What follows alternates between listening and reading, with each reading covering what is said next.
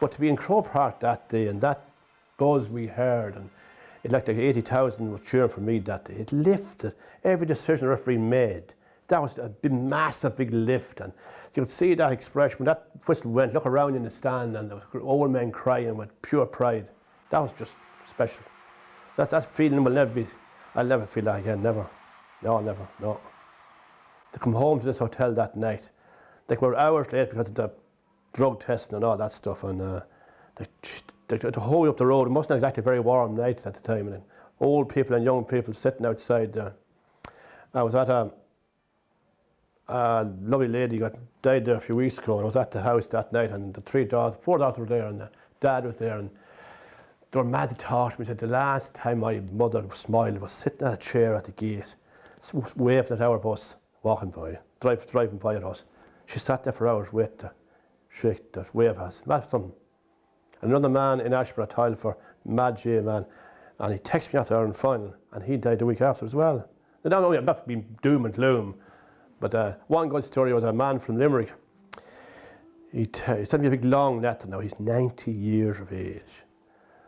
He sent me a lovely long letter, and that was before the Cork match, and what we have done for him, right? So we sent back a big letter with a Meath jersey signed, and it meant so much to him. So I was leaving Dunganny, that's our centre of excellence there one night, and there he was. He rang me at 10:15 for a big chat.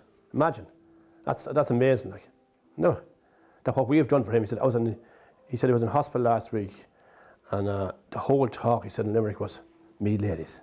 That's all they want to talk about. That's lovely. Like, it's not just the Kerry people are ringing me. Like, all over the country. It's not just Meath people. My God, home in Cavan. Imagine Cavan people cheering for Meath. They were wearing Meath jerseys. Like, that never happened before. No, it lifted them. I went down to the club. They're up and down that one. And every one of them, it's just so much into this team. It's just the whole country. But what house I go to, young or old, that's all they want to talk about. It's lovely. Like, great. Yeah. Good times are back. Hopefully the lads now will start moving as well.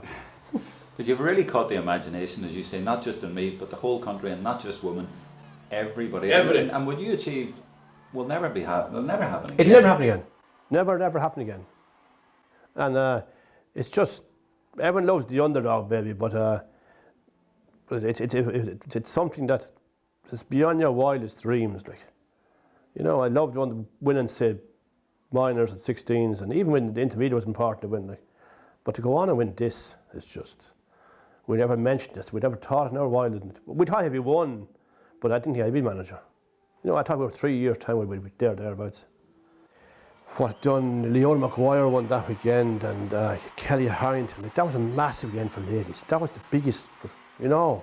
Like, we have done so much. Like, when you see us now in front of every book and every magazine and whatever, front mid-page from Centre or Independent Sunday, that was amazing. You're reading it just, what is this again? This is brilliant, like.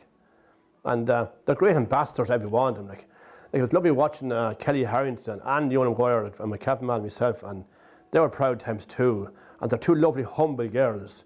There's no BS in them. Our girls are the same. Like we were talking last year to Fergal Harney, our chairman at the time, about maybe getting these girls to sit down and getting someone to tell them how should have had the talk properly. We don't have to do that with these girls. They're so good and so professional, and so, you know, they're all very good at their job. I wonder, has it changed ladies Gaelic football? Because Cork and Dublin won the last about 17 in a row, and there must be teams around the country. I mean, I know the likes of Donegal fancied themselves, and Galway and Mayo. That's right. But there must be teams around that level and further down thinking, we can do that. That's right. I think it's done an awful lot for those teams you mentioned there. I know Donegal now have a big strength and conditioning coach in place this week, and it's not all fitness either now, you know. There's a bit of skill involved too. But it's been huge, and I hope Croke Park appreciate what's happening. You know, a lot of good things are happening for ladies football, and ladies in general. Like, I'm a big fan of ladies since I formed my own at home, so I have to.